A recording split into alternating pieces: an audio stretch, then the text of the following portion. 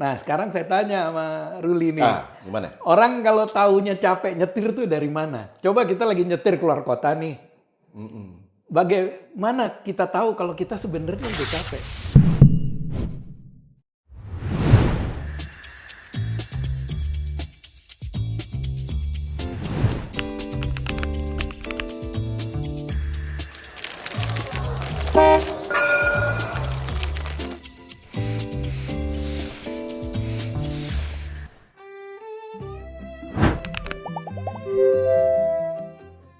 Setiap langkah punya cerita, dan setiap cerita punya titik mula. Di sini kita bakal ngobrolin banyak hal dengan cara balik lagi ke titik paling dasar. Mari kita mulai dari kilometer 0. Halo, ketemu lagi. Roli Sejabat dan James Luhu 5. James Luhu 5, di tengahnya ada Bernadotte ya. Ya, kita berdua mau bawain tema-tema yang sangat menarik. Kebetulan kali ini kita mau bawain tema yang lagi rame ya. Ini bulan-bulan di mana banyak orang ingin kembali ketemu dengan Handayani Taulan, ketemu dengan mamanya, ketemu papa, kakek, eyang, opung, mudik ya. Ini pada mau lebaran. Seperti apa obrolannya? Nah, nanti saya akan banyak nanya sama Bang James, ya, James Luhu 5 ini, yang memang kerjaannya dulu pernah pegang sebuah media besar raksasa. Sekarang banyak baca buku ya, termasuk buku yang di belakang itu ada buku tua sejarah tentang mobil. Tapi kali ini isu tentang mudik menjadi isu tahunan yang selalu dihadapi di Indonesia. Tapi saya kira kalau bicara mudik kayaknya kita harus bicara internasional ya. Bahkan mungkin galaksi mungkin ya, nanti ada alien juga pulang ke kampungnya. Ya, kalau Apa kabar Bang James? Baik. Salam dulu dong. Wah, gue sangat suka loh kalau lihat salam mendengar Bang James itu lihat jamnya pakai jam apa nih? Ternyata warnanya biru sekarang. Gimana Bang? Kalau kita ngomongin mudik, kapan terakhir mudik? Wah, udah lama ya. Saya udah berapa tahun lalu, 5 tahun lah pergi ke mudik. 5 tahun pernah mudik? 5 tahun lalu. Makanya namanya Luhu 5 berarti ke Ambon dong ya mudiknya? Enggak, kebetulan waktu itu ada saudara Oke. di Surabaya lah, kita ke Surabaya. Surabaya, Jakarta, Surabaya, Jawa Timur 1000 km ya? Nggak sampai lah, 800 sekian. Kalau lewat tol 700-an. 700 something. Wah. Pernah punya sebuah pengalaman waktu mudik itu? Banyak hal apa yang ditemui? Karena sebelum dijawab dulu gini Bang.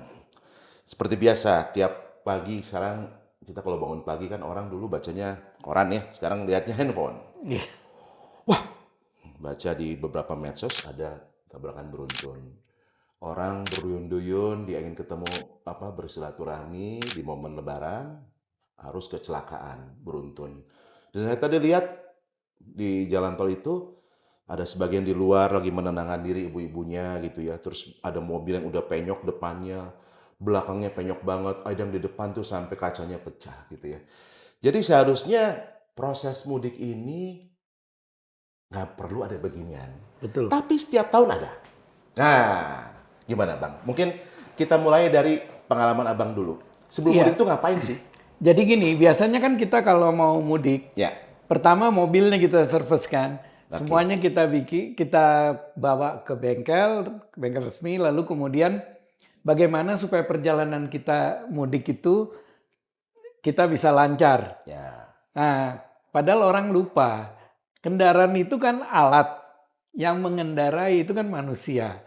Nah, kita juga tahu bahwa menurut angka di dunia, 80% kecelakaan itu faktor orang, human factor. Jadi orang yang membuat kecelakaan itu terjadi.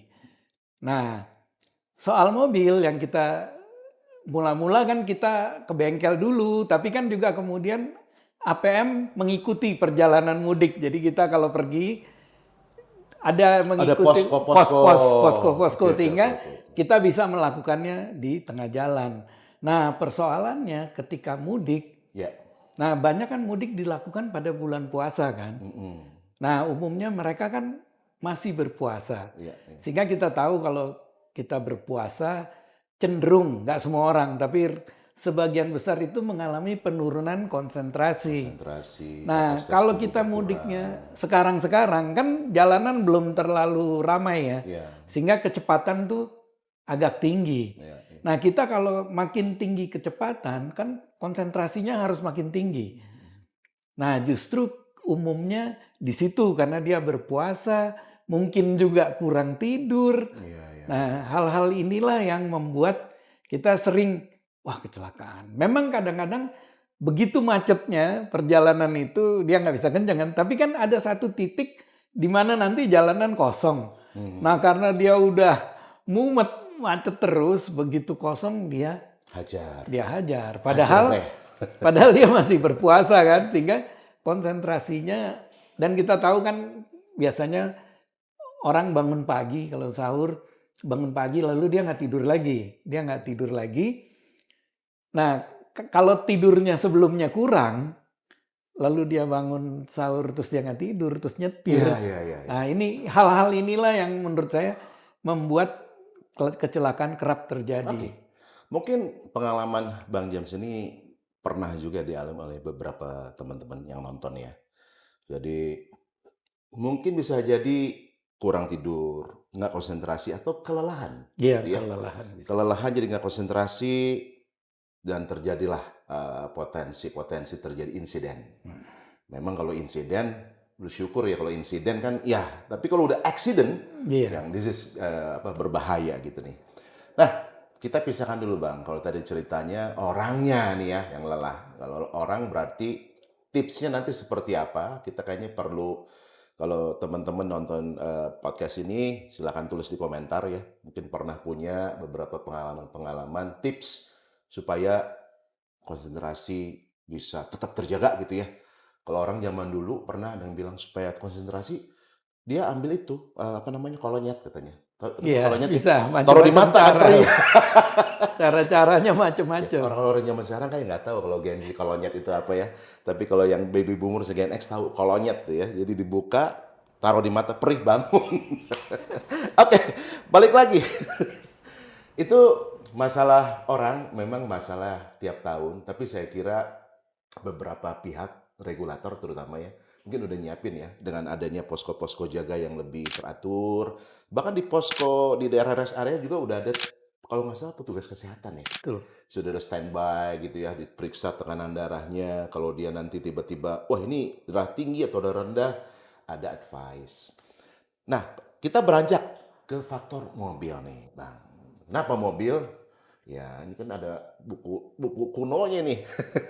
Nah, kalau faktor mobil, pengalaman dirimu, Bang, apa aja yang harus disiapkan mobil sebelum dipakai untuk mudik, terutama jarak jauh ya, 700 sampai 1000 kilo gitu nih. Dan jangan ngomongin mobil baru doang, kan banyak juga nih penonton nih mobil-mobil yang udah lama ya. Silakan. Ya, biasanya sih orang yang melakukan itu kan kita ganti oli. Oke. Ya, baik oli mesin maupun oli gardan. Habis itu kan kalau kita semua baik, kita perlu kita spuring atau perlu balancing supaya mobil kita bisa dikatakan siap untuk perjalanan Siap ini. tempur ya? Ya, siap tempur. Nah, kita juga perlu tahu bahwa ada tips bahwa kalau kita kenceng terus mobil kan lama-lama mesin panas, juga boros. Nah, orangnya juga bagaimana kalau jalan cepat terus kan orang capek. Nah, zaman dulu sekali, tahun saya lupa itu kira-kira tahun 70-an, di TVRI ada tuh pelajaran dari TVRI gila lama banget. iya, TVRI masih tahun 60 ada pelajaran bahwa kalau kita nyetir dalam kecepatan 80 km per jam, itu setelah 2 jam kita harus melakukan 2 hal, kita turunin kecepatannya Oke. atau kita istirahat. 2 jam ya? 2 jam. Itu ada aturan Itu standar. dulu aturan yang dipakai internasional untuk pengemudi awam. Oke. Nah, kalau kita lihat Le Mans itu yang 24 jam, Lomba solo. itu kan 4 jam. Ya. Dia boleh nyetir 4 jam, dia istirahat 4 jam lagi, habis itu dia udah nggak boleh nyetir lagi. Jadi Oke. memang manusia itu kan ada keterbatasannya gitu loh. Iya. Sehingga baik kalau mobilnya bagus, orang yang enggak kan celaka juga kan. Kalau orangnya speed mobilnya enggak, parah juga. Tapi kita seperti tadi yang di awal kita bilang 80% itu kan Faktor orang. faktor manusianya. Nah sekarang saya tanya sama Ruli nih, Gimana? orang kalau taunya capek nyetir tuh dari mana? Coba kita lagi nyetir keluar kota nih. Bagaimana kita tahu kalau kita sebenarnya udah capek? Kadang karena kita bersemangat, ada adrenalin, kita kan nggak berasa kalau kita udah capek, kita nyetir aja. Oh, kalau gue ya Bang ya, gue udah nggak konsen. Mata itu nggak banyak gerak. Jadi ngeliatnya ke depan terus gitu kayak orang mabok. Ngantuk. Karena memang sebetulnya, saya dulu pernah diajarin, nyetir mobil itu, bola mata itu mesti gerak-gerak. Lihat kiri, kanan, depan, belakang gitu ya. Supaya apa? Membuat kita selalu konsentrasi. Tapi kalau kita ke depan, dan kita nggak punya titik penglihatan yang jelas, itu akan ada, terjadilah istilahnya microslip, ngantuk dan microslip. This dangerous, bahaya gitu ya. Yang paling ngeri memang microslip ya, karena kita Microslip lagi ya. nyetir, tiba-tiba hilang kan. Iya. Kalau kita ngantuk aja kita masih berasa ngantuk, jadi kita kadang kita paksa juga gini. Padahal sebenarnya nggak boleh, harus berhenti. Tapi kalau microslip kan tiba-tiba ada, Tiba-tiba langsung hilang. set hilang. Nah sebenarnya sederhana men. Gimana? Jadi kalau kita nyetir kan kita duduk nyender. Ya. Kalau kita udah mulai begini depan. nyetirnya, itu berarti kamu sebenarnya udah capek. Kalau kamu udah lepas dari sandaran kursi, Tanda-tandanya ya. iya, karena kamu udah nggak santai lagi kan. Orang kan nyetir santai gini. Kalau udah mulai nyetirnya begini, sebaiknya cari Itu salah satu rest tanda, area. cari rest area. Cari rest area. Kalau dia ke belakang, Ah, itu lebih parah. Itu lebih parah. itu artinya reclining-nya rusak. Tapi benar juga sih. Gue kadang-kadang gitu juga, Bang. Kalau udah mulai ini kita mencoba gini nih. Sampai kita ngocok-ngocok mata. Tapi betul, selagi kita udah mulai ngantuk, itu kita mau pasang korek api ya biar mata kita kebuka juga ya tetap aja kita nggak bisa lihat ya. Ya memang ini bahaya. Jadi guys, coba perhatikan nanti saat mudik drivernya itu seperti apa tadi. Kalau dia mulai ke depan-depan gitu ya, apalagi kepalanya ngangguk-ngangguk itu udah tidur ya dia. Sangat berbahaya tuh ya. Jadi kenalilah perilaku tadi seperti tadi Pak Jens bilang, relax, matanya mungkin bisa bergerak, tapi kalau dia udah kelihatan diam, terus condong ke depan, segera bangunkan untuk beristirahat. Oke, tapi ini tips kayaknya oke nih. Ada lagi kah yang selain tadi tanda-tanda orang ngantuk, tanda-tanda orang nggak konsen? Kalau kita lagi di mobil, Bang. Gue pernah lihat nih ya, lagi mobil nih. Kan kita kalau naik mobil, posisi ini kan jam 3, jam 9, jam 3 nih posisi setir. Istilahnya itu posisi SS. Posisi siap dan posisi siaga. Ya, pakai safety belt kan ya. Siap dan siaga. Tapi kita lihat tiba-tiba ada mobil, kita bisa tahu ini mobil ngantuk apa enggak. Iya. Tiba-tiba dia Jalannya jalan ke kiri. Iya. Kayak kepiting jalannya ke kiri gitu dia. Nah, pernah ketemu kayak gitu? Ya memang itu kan ada beberapa kelemahan seperti tadi yang Ruli bilang pertama kan mata nggak kedip-kedip gini. Nah teknologi baru untuk otomotif sebenarnya ada itu kan dalam mobil-mobil kelas-kelas tertentu terutama yang kelas atas, papan atas itu ada dia mengenali kalau mata kita nggak kedip-kedip berapa lama dia menggetarkan setir atau dia kasih tahu supaya kita konsentrasi. Lalu tadi kalau orang ngantuk jalannya keluar garis, ada sekarang. Ada getar, Ada adas kan. Jadi kalau kita nggak nyalain sen, kita mobilnya ke kiri mau menyentuh garis, setirnya kembali lagi. Nah, kalau Bang Jens ada di mobil luar, lihat ada mobil jalannya minggir gitu, apa yang dilakukan? Klakson kah? Biasanya klakson. Atau ditabrak? Woi, bangun. Biasanya kita klakson. Klakson untuk Kita bangunin klakson. ya? Iya. Oke.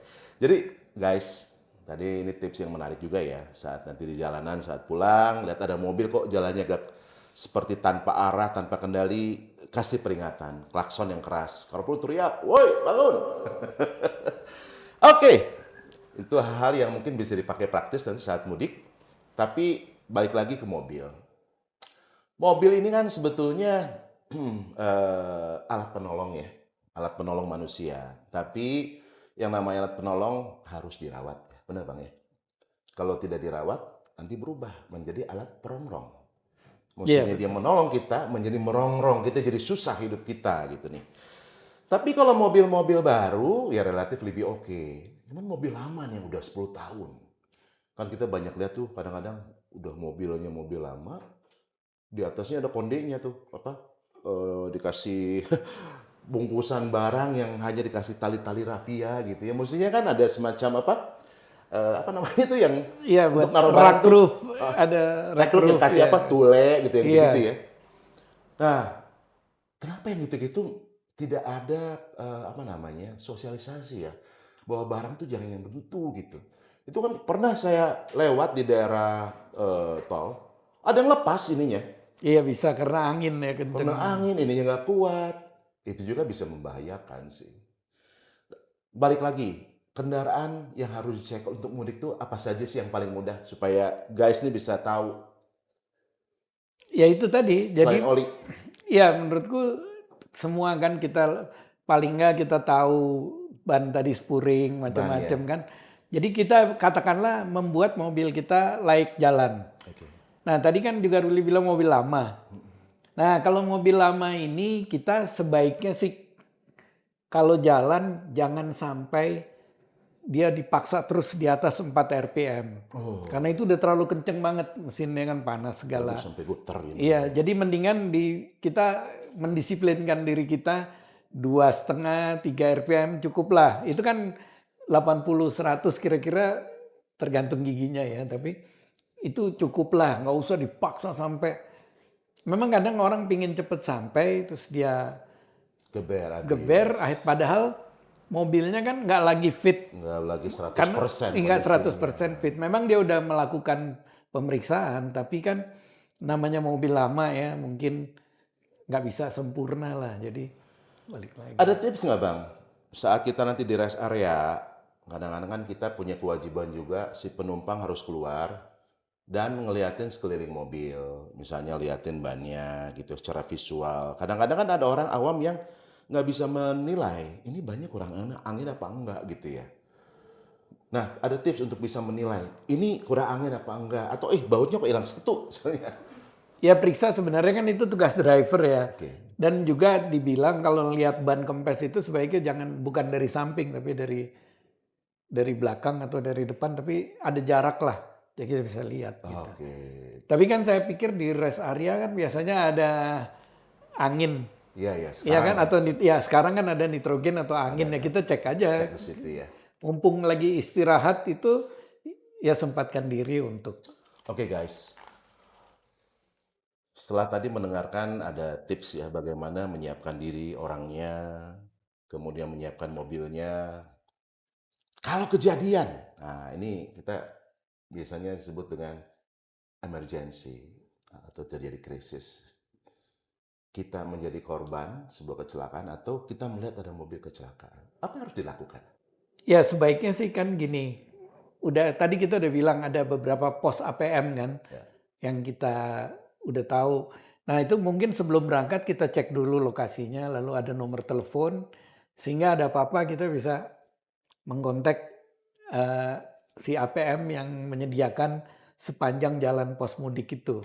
Nanti mungkin mereka bisa membantu kita menghubungi katakanlah rumah sakit terdekat atau apa gitu. Jadi penting untuk sebelum berangkat mencatat nomor-nomor yang ada di posko kan selain posko biasa ada posko siaga juga kan. Ya.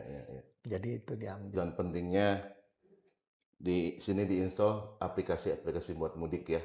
Trevoy atau apapun Iya. itu sehingga memudahkan kalau Iya, terjadi kalau ada apa-apa. apa-apa. Memang kita tidak mau kejadian tapi kita mesti nyiapin sedia payung sebelum hujan. Oke, guys. Terima kasih sudah mendengarkan Kilometer 0 edisi mudik dan selamat mudik ya, Bang James. Kita doakan juga para pemudik bisa pulang bersilaturahmi dan kami berdua mengucapkan selamat Hari Raya Lebaran. Minal aidin